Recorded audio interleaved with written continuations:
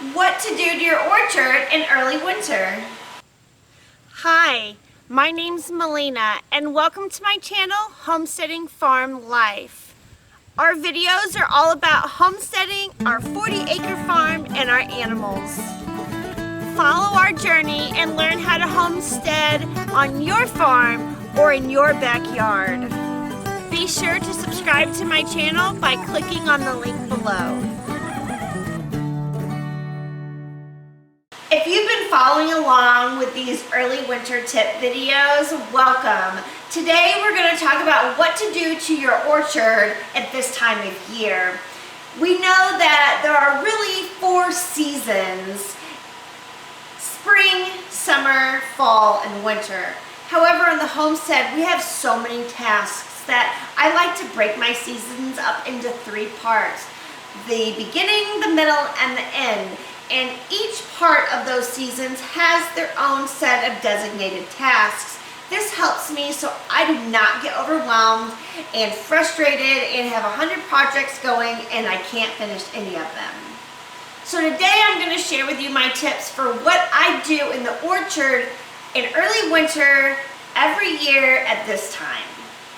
One of the main things that I do is collect ash from our wood-burning stove and our fireplace to use in the orchard.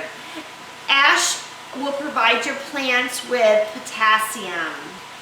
Ash is really good for your plants, and I save as much as I can of our ash. Actually, ash is like a precious commodity around our homestead. I save all of the ash. I use it for my chicken dusting bath. I use it in my flower gardens whenever it's fall and winter. I use it in my garden, and I use it in my orchard, and I use it all over the place. This is our ash bucket that we keep in here by the fire. And we will scoop out the ashes and fill up our bucket whenever it gets full. Now, whenever our bucket gets full, all I do is simply walk outside to the next area that I'm going to place ash on, and I start to sprinkle it around.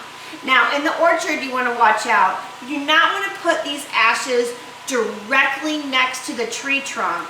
You want to put them around the outside of the tree, and this is my rule of thumb. I start spreading my ash around the tree wherever the branches end. So if I have apple trees and pear trees and peach trees and nectarine trees and plum trees and cherry trees. I don't care what kind of trees you have. I hope you have all the trees. You're going to look at your tree, and you're going to have a tree trunk, and then your branches are going to come out. Wherever the ends of your branches are, that's where I spread a circle ring of ash around every single tree. The other thing that we do on our homestead in early winter in our orchard is check our rodent and deer protection. We have a few traps set up, and we have a few different types of deer repellent around our trees. And so we will use this time to go and check to make sure that all of that is in working order and that basically we're good to go for the rest of the season. There's not too much more that we do throughout the rest of winter in the orchard besides these things.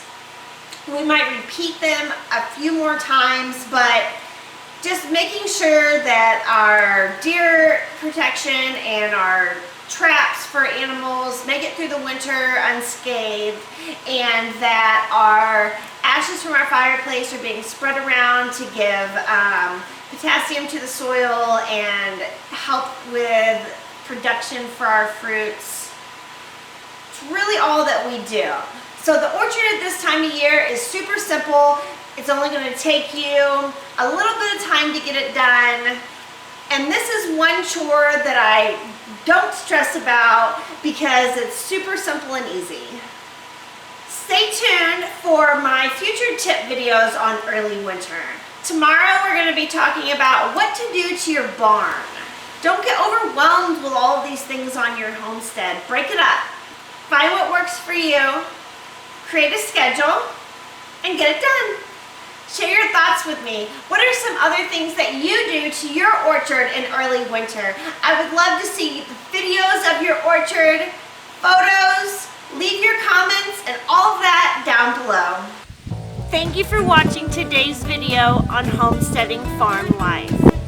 Please share this video with your friends and click that thumbs up button below. If you're interested in homesteading and farming, why don't you join our journey by clicking the subscribe button and then choosing the little bell icon so you never miss a video. Maybe you're interested in more than just watching homesteading videos. Maybe you want to make some homesteading friends. Why don't you join me on Facebook in my homesteading Facebook group? I will include a link to the group down in the video description.